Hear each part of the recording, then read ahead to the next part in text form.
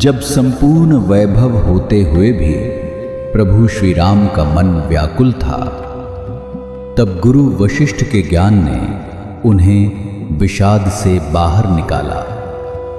सुनिए बकुल जी की वाणी में। जय श्री राम। स्वागत है सभी का। तो कल हमने देखा कि वितहव्य जो है उनका भी एक यात्रा चली, आंतरिक यात्रा चली। उन्होंने तो इतनी उपलब्धियां प्राप्त कर ली और उनके फिर अनुभव हमारे साथ साझा किया उन्होंने। तो देखते हैं कि आगे क्या होता है। आज 31 इस महीने का अंतिमवा दिन है। देखते हैं आज क्या होता है। आज का श्लोक।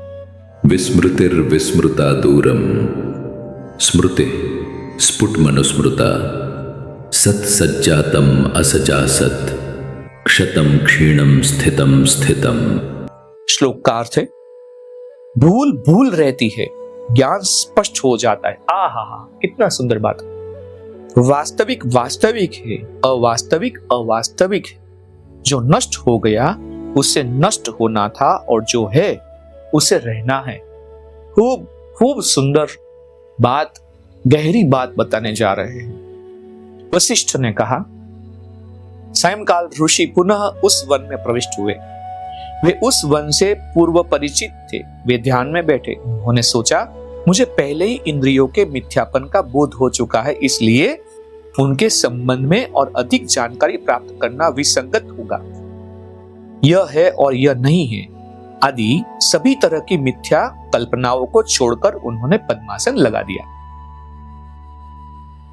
उनमें यह ज्ञान उद्भूत हुआ कि मैं पूर्ण रूप से चेतना में स्थित हूं, जागृत होते हुए भी निद्रा जैसी स्थिति में रहूंगा। मैं तब तक इस इंद्रियातीत स्थिति में रहूंगा जब तक इस शरीर का पतन ना हो जाए। ऐसा निश्चय करके उन्होंने 6 दिन तक ध्यान लगाया। ध्यान ऐसा लगा कि ये 6 दिन क्षण भर में व्यतीत हुए हो। जबकि हम सहज समाधि ध्यान करते हैं, 20 मिनट कहां बीत जाती है पता नहीं चलता है। फिर दीर्घ काल तक जीवन मुक्त संत की तरह रहे। सुख दुख का उन पर कुछ प्रभाव नहीं था। अनेक अवसरों पर वे मन से कहते, हे मन, तुम कितने आनंदित हो, अब तुम समस्थिति में हो, सदा ऐसे ही रहो।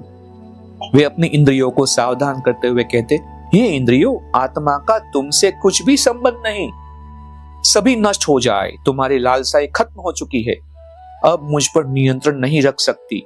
आत्मा के संबंध में ज्ञान न होने के फलस्वरूप भूल से तुमने अस्तित्व पाया, पा तो लिया। वैसे ही जैसे रस्सी का भली भांति बोध न होने पर उसे सांप समझ लेने की भूल हो जाती है। अज्ञान के अंधकार के कारण ऐसी भूलें होती है और ज्ञान का प्रकाश होने पर विलुप्त हो जाती है।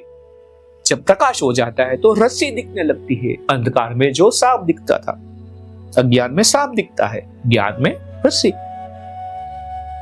हे इंद्रियों, तुम आत्मा से भिन्न हो, क्रिया का कर्ता तुम सबसे भिन्न है, अनुभवों का अनुभव करता भी भिन्न है, असीम चेतना तुम सबसे भिन्न है।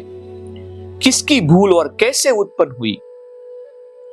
कुछ ऐसे है, वृक्ष जंगल में पैदा होते हैं, रस्से पौधों के रेशों से बनते हैं, लोहार कुल्हाड़ा बनाता है और बढ़ई तथा राजगीर मिलकर रहने के लिए मकान बनाते हैं। वे इसलिए नहीं बनाते कि वे बनाना चाहते हैं। इस प्रकार इस संसार में सभी घटनाएं तथा बातें एक दूसरे से स्वतंत्र होती है और उनमें अनुरूपता संयोगजन्य होती है। जैसे पका हुआ नारियल कौवे के पेड़ पर बैठते ही संयोगवशात गिर पड़ता है, परंतु अज्ञानी लोग मान बैठते हैं कि कौवे ने गिराया है। इस सब के लिए किसे दोष दिया जाए? जब सत्य का ज्ञान होता है तो भूल भूल रहती है, ज्ञान स्पष्ट हो जाता है। वास्तविक वास्तविक है, अवास्तविक अवास्तविक है। जो नष्ट हो गया उसे न नष्ट होना था और जो है उसे रहना है।